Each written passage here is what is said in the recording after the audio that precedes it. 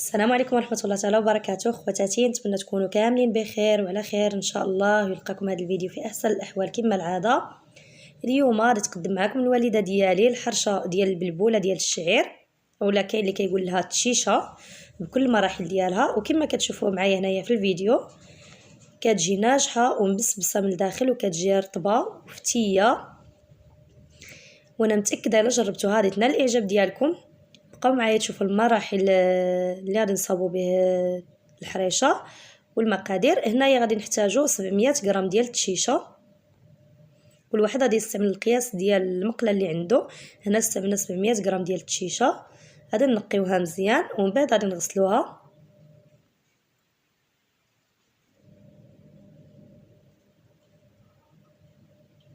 غادي نغسلوها مزيان حتى تصفى. كما قلت لكم كل واحد غادي يستعمل القياس ديال المقله اللي عنده. حنا عندنا المقله متوسطه، يعني غادي تجي معها 700 غرام ديال التشيشه، غادي تجي نيشان، ما غاديش تجي الحرشه غليظه، ما غاديش تجي رقيقه في نفس الوقت. نحاولوا نغسلوها، وفي هذا الاثناء راه عندي الماء كيغلى فوق البوطه.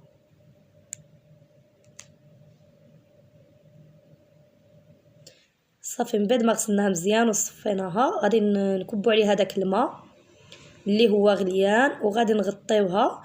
يعني هذا الماء غادي غير يغطي لنا السطح ديال البلبوله، وغادي نغطيوها مزيان. هنايا من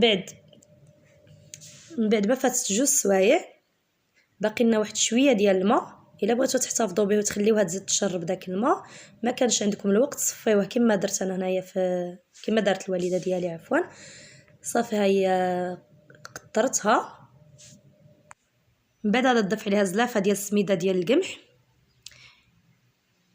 ولا كاين اللي كيقول لها التحامر ولا الدقاق، داكشي على حسب اللهجه ديال كل منطقه. ولا ما كانش متوفر غادي تستعملوا زلافه ديال السميده الرقيقه ولا السميده ديال الحرشه المتوسطه، وكاس لاروب ديال زيت النباتيه وزيت العود مخلط، واحد شويه ديال المليحه.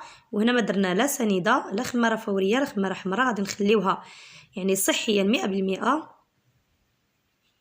نحاولوا نبسبسوها مزيان. وإلا جاتكم يعني خفيفه زيدوا لها الدقيق ولا السميده ولا هاد السميده ديال القمح، داكشي اللي متوفر عندكم، حتى تماسك لكم مزيان. ومن الاحسن تخليوها شويه خفيفه، ما تقصحوهاش بزاف باش تجي رطبه وهشيشه.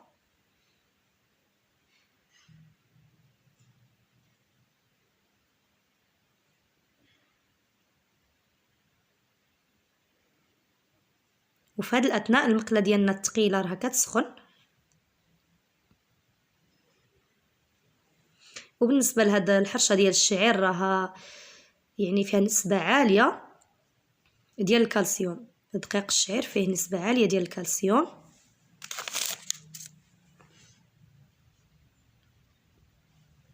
صافي غادي نقرصوها بالتشيشه الرقيقه. بطبيعه الحال حنا في الاول استعملنا التشيشه الرقيقه ماشي الغليظه، كنعتذر الا ما قلتها لكمش في الاول ديال الفيديو. صافي نقرصوها مزيان بداك التشيشه الرقيقه.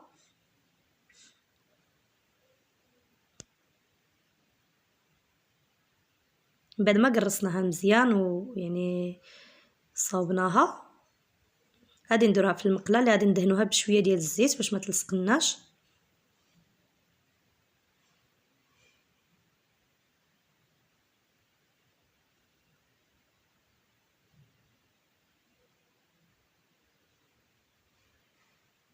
وغادي نخليوها على نار متوسطه باش طيب لنا مزيان من الداخل.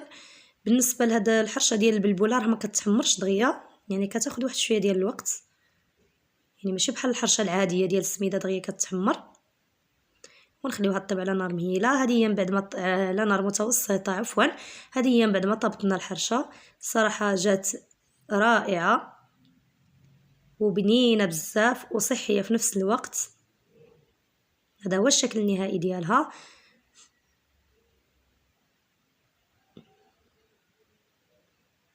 وكنصحكم بها في رمضان ان شاء الله، راها شي حاجه زوينه في السحور.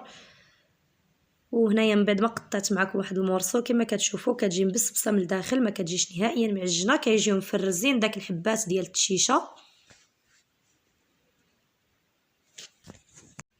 وراها مغذيه بالنسبه للاطفال وبالنسبه لينا كاملين.